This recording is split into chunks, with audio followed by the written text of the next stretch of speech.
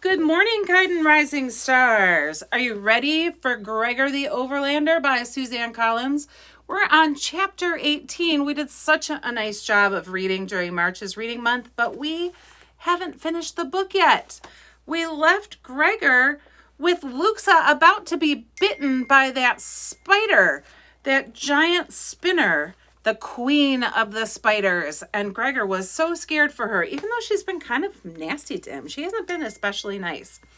So let's see what happens. Hopefully she does not get killed, because that would be a major downer. And we still have so much of this book, and I kind of liked her. She's got a little bit of sass that I like. Let's read chapter 18 and see what happens. Gregor's mouth dropped open in horror. Luxa was seconds away from dying. She knew it too.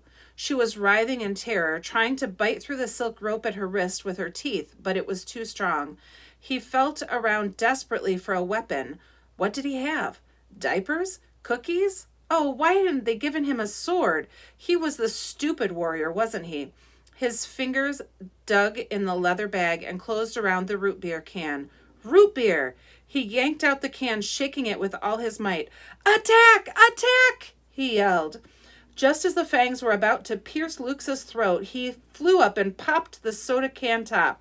The stream of root beer shot out and smacked the spider queen right in the face. She dropped Luxa and began to claw at her eyes. Luxa fell and was swept up by her bat. They joined the rest of the Underlanders who were fighting their way back to help. Blade wheel, commanded Solivet, and the bats formed into the tight flying circle that had surrounded Gregor when he tried to escape from the stadium. The humans extended their swords straight out to the sides, and the formation began to move through the air like a buzzsaw. Boots' unearthly shrieks were causing many of the spiders to curl up in cowering balls.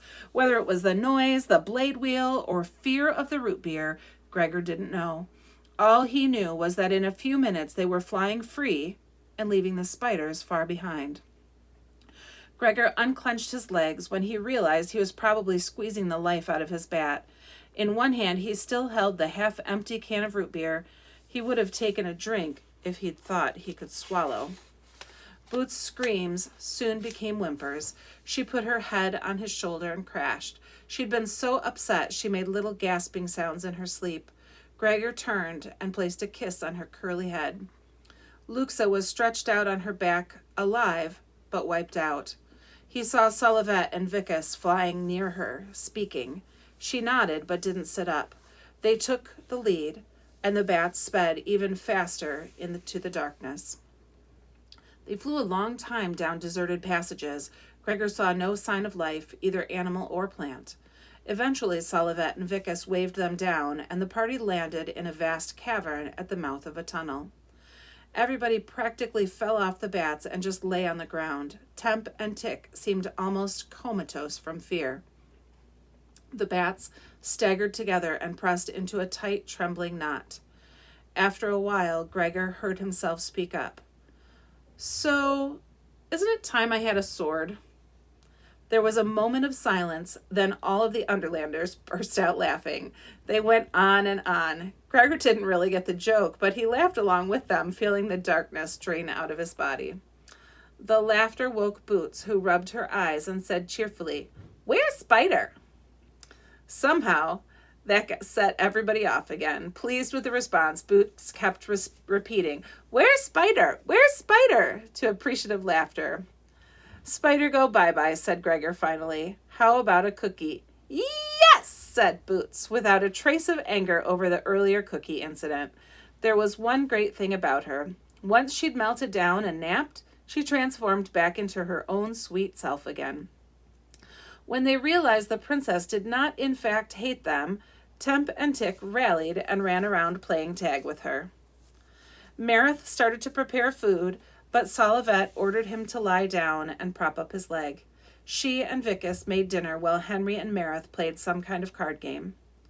Gregor went over to Luxa, who was sitting on a stone ledge. He sat beside her and could feel she was still shaking. "How are you doing?" he asked. "I'm fine," she said in a tight voice. "That was really cool, that coiler thing you did," he said. It was my first time in a real web, confessed Luxa. Mine too. Of course, in the overland, spinners are small, and we don't call them our neighbors, said Gregor. Luxa grimaced. We do not mix much with spinners. Well, that's probably a good thing. I mean, who wants to mix with somebody who spends the whole time thinking about drinking you, Gregor said. Luxa looked shocked. You would not joke so bad had the queen trapped you. Hey, I was hanging there yelling for an hour before you guys decided to show up, said Gregor, and they really hated me. Luxa laughed. I could tell by what Queen Weevox said. She paused. Her next words were an effort. Thank you. For what? He said. Saving me with the... What is this weapon? She gestured to the root beer can. It's not a weapon. It's a root beer, Gregor said. He took a swig. Luxa looked alarmed. Should you drink it? She asked. Sure, try it, he said. Gregor offered her the can. She tentatively took a sip and her eyes widened. It bubbles on the tongue, she said. Yeah, that's why it exploded. I shook up a lot of bubbles. It's safe now. It's just like water. Go ahead, you can finish it, he said, and she continued to take tiny, curious sips. Anyway, I owed you one, he said. You saved me from the rat that first night. So we're even. Luxa nodded, but seemed troubled. There is one other thing. I should not have struck you for trying to escape. I am sorry.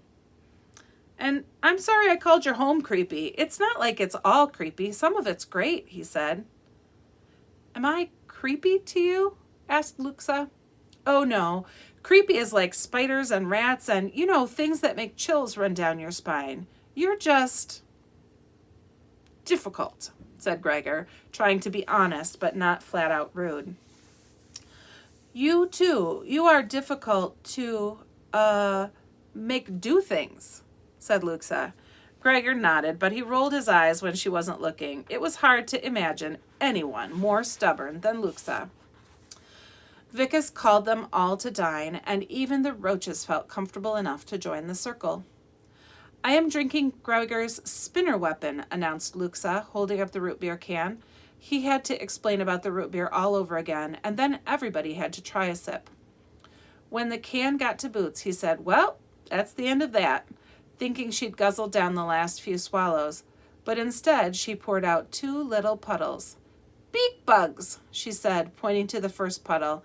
Bats, she said, pointing to the second.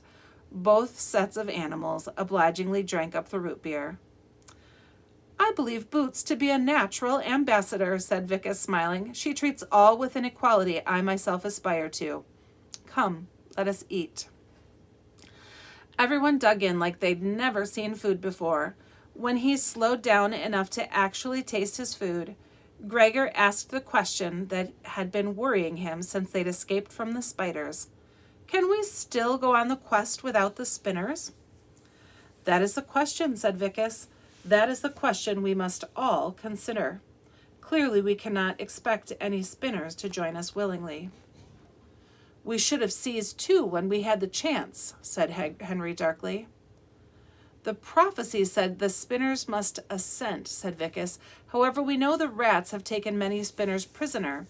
Perhaps we can free a few and persuade them to accompany us. I have often had good results with spinners. But you will not be there, Vicus, Solivet said quietly. What do you mean? Asked Gregor, feeling his mouth go dry. Vicus paused a moment, taking in the group. It is time for those of us not named by the prophecy to return home. Marith, Solivet, and I will fly after we rest. Gregor saw his surprise mirrored on Luxa's and Henry's faces. Nothing in the prophecy forbids you to come, said Luxa. We are not meant to be here, and beyond that we have a war to fight, said Solivet. The thought of going anywhere without Vicus and Solivet filled Gregor with panic. But you can't leave us. I mean, we don't even know where we're going, said Gregor. Do you guys know where we're going? He asked Luxa and Henry. They both shook their heads. See? You will manage. Henry and Luxa are well trained, and you show great resourcefulness, said Solivet. She spoke simply and definitely. She was thinking of the war, of the bigger picture, not of them. Gregor instinctively knew he could not change her mind. He turned to Vicus. You can't leave. We need you. We need someone who knows what they're doing. He looked at Luxa and Henry to see if they were insulted, but both were waiting anxiously for Vicus's reply. They know, thought Gregor. They act tough, but they know we can't get through this by ourselves. I do not plan to leave you stranded in the Deadlands, said Vicus. Oh, great. And we're in the Deadlands, said Gregor. So you're going to, what, draw us a map? No, I have arranged a guide for you, said Vicus. A guide? Asked Henry. A guide? Echoed Luxa. Vicus took a deep breath as if he were about to begin a long explanation. But then someone interrupted him. Well, I prefer to think of myself as a legend, but I suppose guide will do, said a deep, world-weary voice from the dark. Gregor shot his flashlight beam toward the sound. Leaning in the mouth of the tunnel was a rat with a diagonal scar across his face. It took just a moment for Gregor to recognize him as the rat Vicus had knocked into the river. What? A rat is going to go on this journey? I thought rats were the enemies. I don't understand. The next chapter starts a whole new section of the book called The Rat. But that's the end for today. Leaving us there. I want to know what the deal is with this rat. Can you imagine these 3 kids going on the journey without the grown-ups? It's all a lot to take in. We'll have to read more tomorrow when we start part 3 and chapter 19 of Gregor the Overlander by Suzanne Collins. I'll see you tomorrow for the next chapter. Have a good day.